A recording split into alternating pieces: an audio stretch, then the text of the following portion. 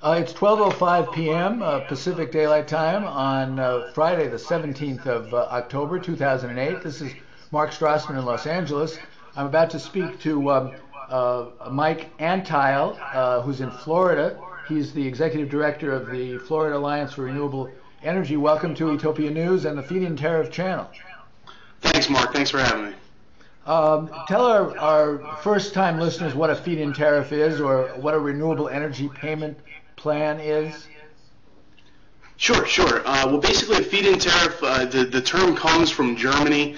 There are 45 countries in the world right now who actually are using some similar policy mechanism to a feed-in tariff. We coined the term renewable energy payment here in the United States, although the structure is almost identical.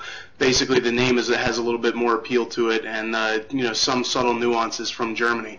Basically, what a feed-in tariff is the renewable energy producers.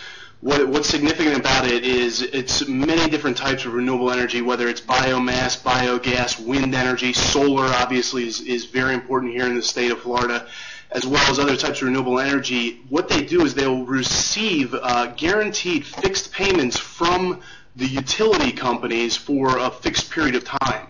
So that kind of is the fundamental the fundamental tenet there is a fixed rate for a fixed period of time from the utility companies for the production of your own renewable energy. So, for example, if I put a solar installation on my roof, I can actually receive payments from the utility company for the energy that I produce here.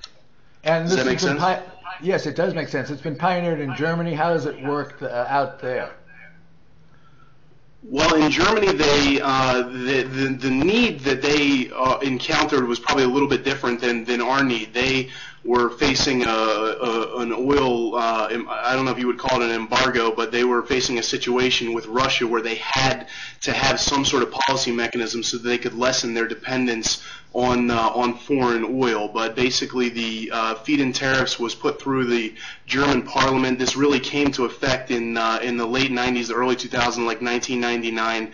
And as I described, the utility companies in Germany are paying directly to the producers. So you'll see, if you were to go to Germany, your barns, your farms, your commercial shopping districts, anywhere with a flat roof or the ability to have solar panels, they have these solar installations, and then again they'll receive a fixed rate for a fixed period of time from the utility companies. Not only that, but in Germany, in the northern parts of Germany, they have availability for wind power. They have natural, like biogas and biomass facilities, and they're all receiving these payments from the utility companies as opposed to having to use the fossil fuels, which is kind of the standard way of producing electricity. So this has worked out in Germany, which is considerably less sunny than Florida. Considerably less. I think they have according to one of the presentations made to Gainesville, they have the solar radiance of Juneau, Alaska. So yeah, they get about half the sun that we do. We are the Sunshine State. As the Florida Alliance for Renewable Energy, one of our biggest taglines, and it's a no-brainer. It's Sunshine State. Let sunshine power the Sunshine State. And solar, as well as many other types of renewable energy, are what we're trying to make happen in terms of renewable energy payments here in the state of Florida. Okay, tell people a little bit about Gainesville beyond the fact that it's the city of origin of Stephen Stills and Tom Petty. Well, Gainesville is lucky, in my opinion, because they are going to be on the map as probably the first United States municipality to actually engage in this type of a feed-in tariff. The Gainesville regional utilities put through a proposal to the city commissioners, basically stating that although they do have net metering there, they also have certain cash rebates for solar incentives. They were pretty much saying that the negative qualities or the things that couldn't be worked around.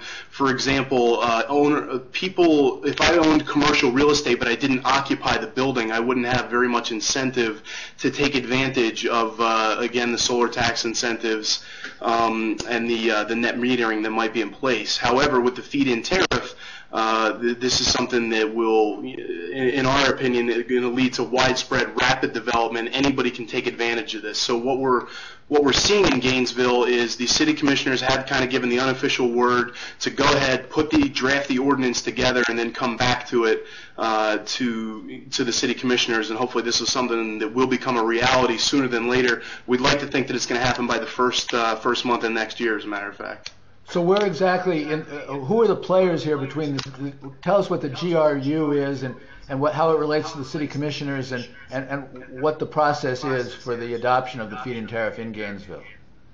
Okay. Well, the players, again, Gainesville Regional Utility, GRU, is going to be your biggest player, and these are the guys who are actually they are the utility company. They are the ones who provide the power to the residents. So to have them as the ones who are spearheading the effort, it couldn't be better. Seeing as how they're the ones who have to, they have to take on the brunt of the changes, the brunt of either the net metering or the solar incentives. They're the ones who actually have to implement it and make it a reality. To have them as the supporters and the proposers, of the idea, it couldn't be a better situation. The mayor of Gainesville, her name escapes me. It's Feedin Tariff Gap. She is a proponent of this. From what we can tell, she asked how long can we get it together? Can we have this done by January 1st?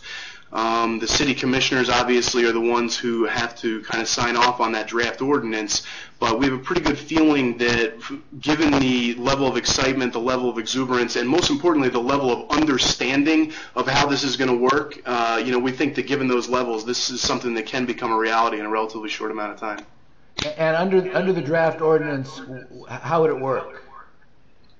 Well, basically what they would do is they would give 26 cents per kilowatt hour to the producers of solar energy in Gainesville, and this would take the place of the current net metering and the current tax incentives. Right now, they're given, if I'm not mistaken, a $1.50 rebate per kilowatt hour to the producers of solar energy.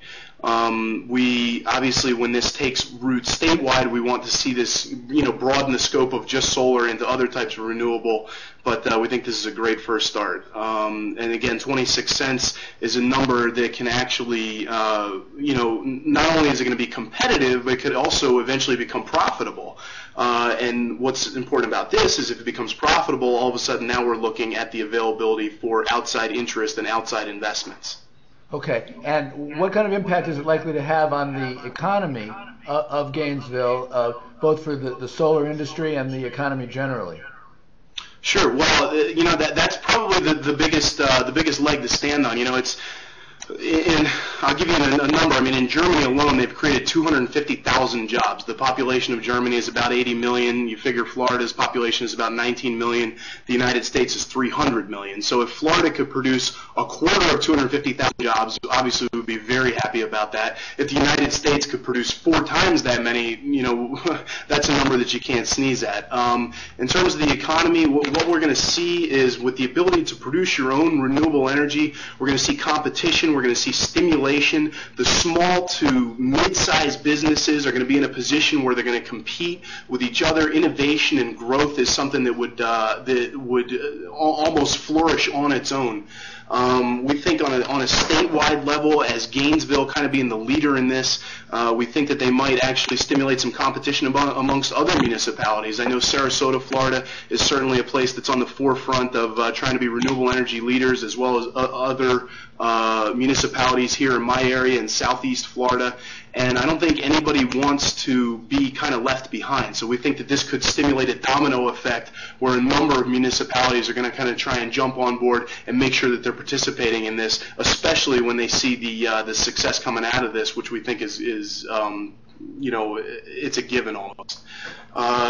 Again, when we're positioning this, a large part of the Florida Alliance for Renewable Energy, basically what we are is we're a coalition of individuals, of businesses, of policymakers, elected officials, community organizations, farmers, ranchers, associations, and renewable energy producers, and we all kind of recognize the value of renewable energy in the state of Florida. And what we're doing is we're taking these measures to educate, to engage, and to enable the state of Florida to kind of make sure that this rapid, widespread deployment of renewable energy becomes a reality. And the reason I say that is in terms of the economy, although maybe my biggest motivation might be for the environment. As an individual producer, my biggest motivation might be to reduce my electricity bill, from $400 down to, let's say, $200 or $100. As a business, my motivation obviously is to provide that service and to profit, because that's what businesses do. As an elected official, obviously I'm there to serve the people. But in terms of the economy, when we do deal with elected officials and when we are talking to the senators in the state house and obviously Governor Crist and his team, we're making sure that they understand that this isn't just an environmental issue. This is a job creation issue. This is an energy independence issue. And obviously, last but certainly not least, it's an environmental issue. Now, you mentioned other municipal initiatives. What's the situation on the state level, and where does Governor Crist stand on all this, and what's the Florida Alliance for Renewable Energy doing on the state level? Well, Governor Crist is very aware of what we're doing. He's very aware of it. Basically, the energy bill is something that's going to come back around in the 2009 legislative session.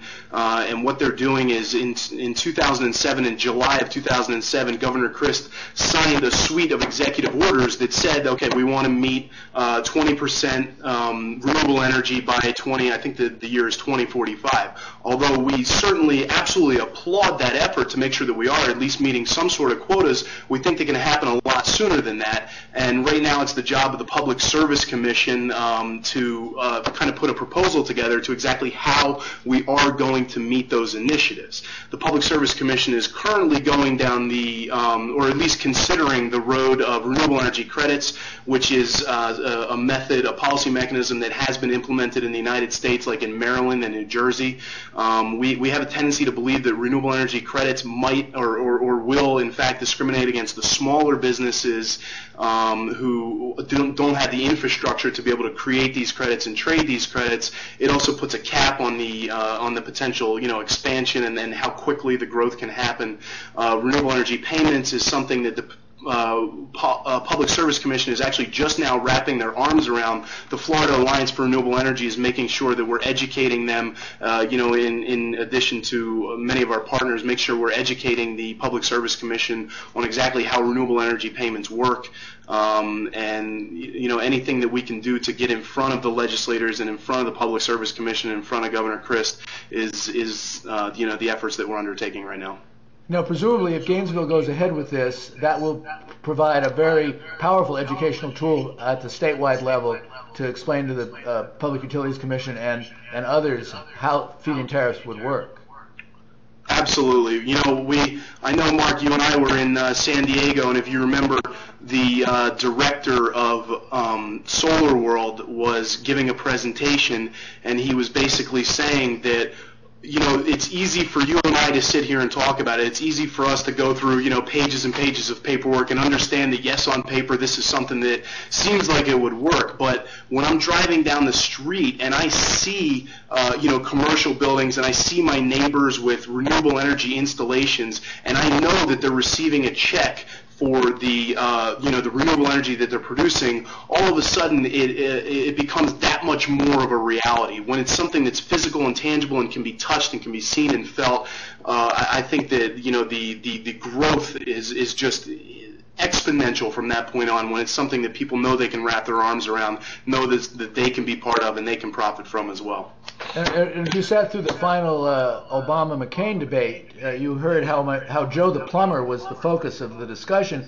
There's also Joe the solar installer and Joe the energy producer from his or her rooftop, which I'd like you to comment a little bit about the potential of feed-in tariffs and renewable energy generally to reinvigorate an economy which is, of course, as we all know, at a pretty perilous point right now.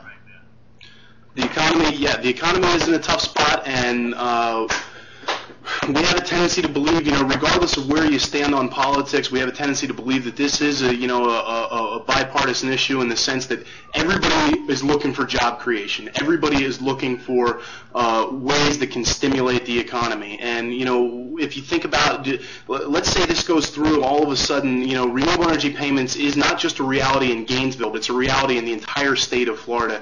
The jobs that can be created, I could sit here and name you. Number one, the industries, as I stated before, from biomass, biogas, wind, solar, and several other different types of renewable energy, wave, hydropower.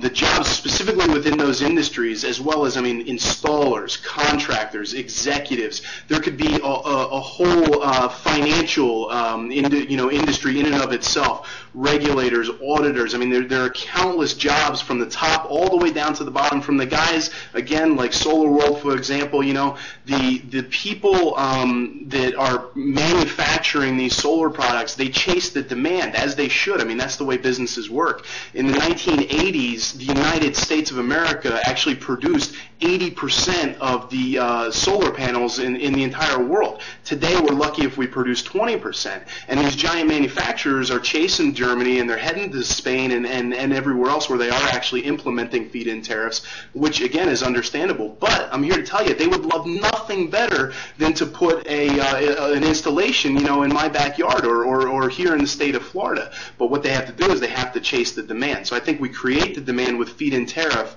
and the supply is naturally going to follow. And the supply is obviously where the where the jobs come into play. From what you just mentioned about how the manufacturing goes elsewhere, the United States really is having a feed-in tariff gap that needs to be addressed, and what you're talking about in Gainesville would be addressing that. It would be? It would be, yes. Yes. We definitely think so. I can already tell you that the business there, if I were a solar company in Gainesville, I've got to believe that I'm happy about what's happening right now. Not to mention the ease and the differences that this has from the current mechanisms, like the rebates and the net metering, on the utility company itself.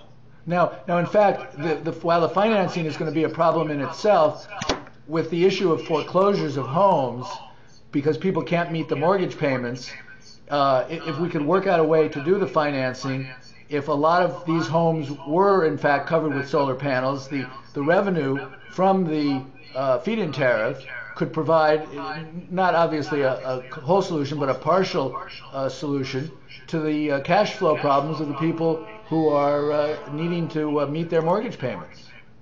Yeah, absolutely.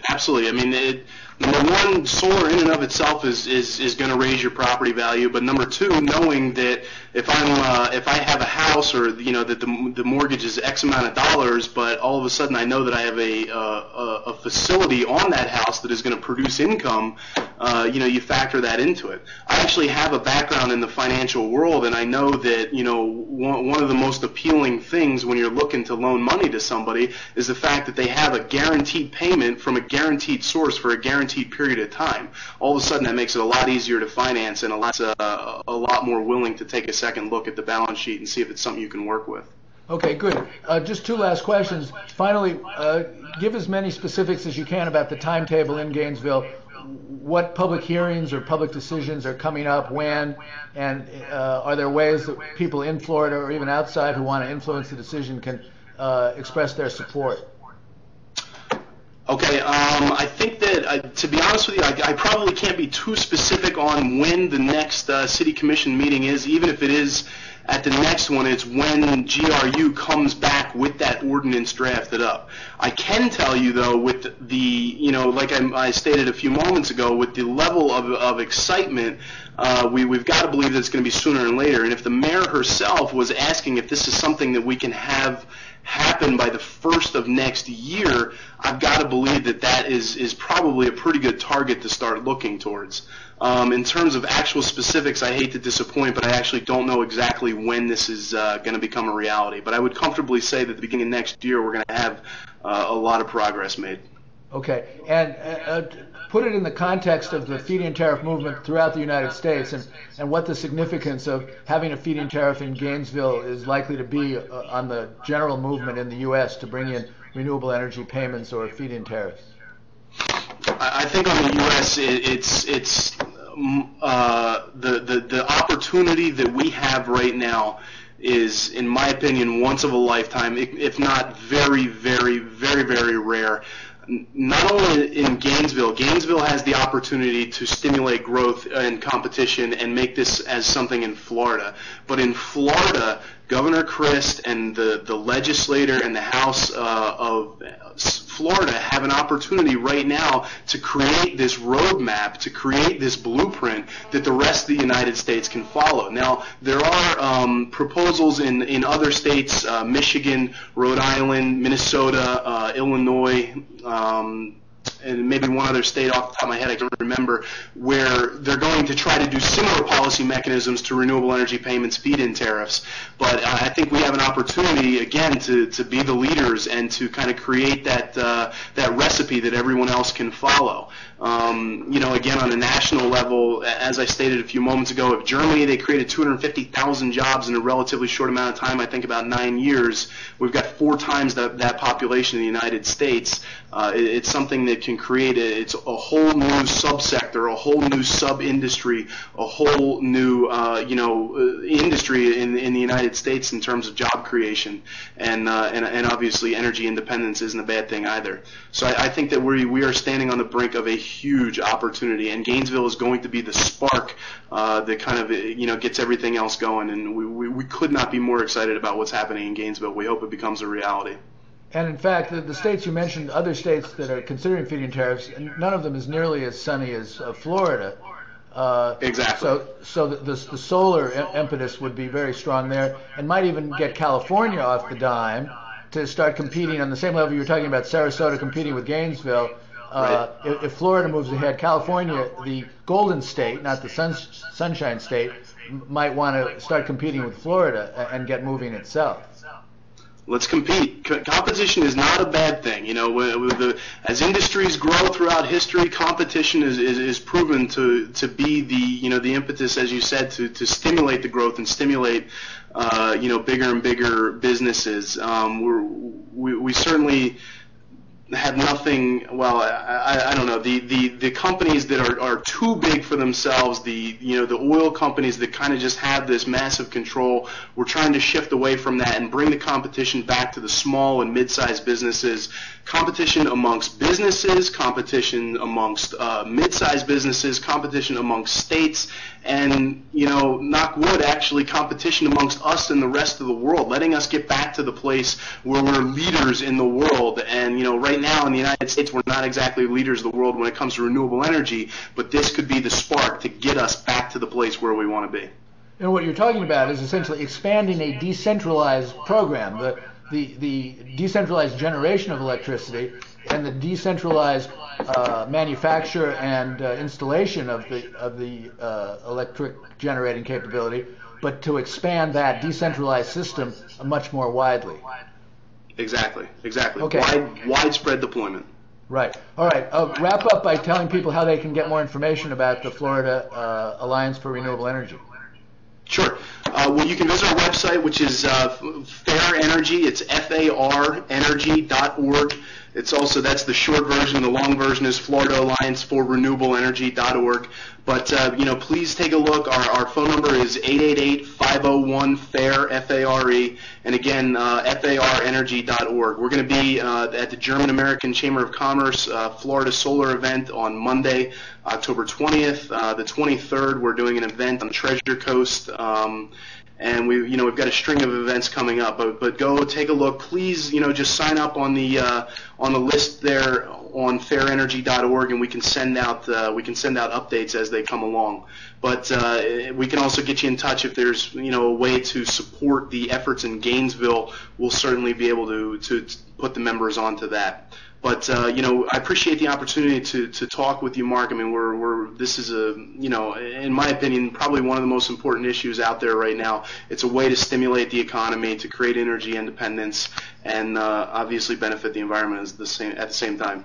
Good. I want to thank you very much, and I hope by the next time we'll be able to use solar generated electricity to fuel our conversation. There you go. That would be nice. Okay, and we'll check in sometime later and see what's happened in Gainesville. Okay. All right. Excellent. Thanks very much for talking to us today on the former Feedin Tariff channel, now the Renewable Energy Payments channel, and the Utopia News. All right. Bye.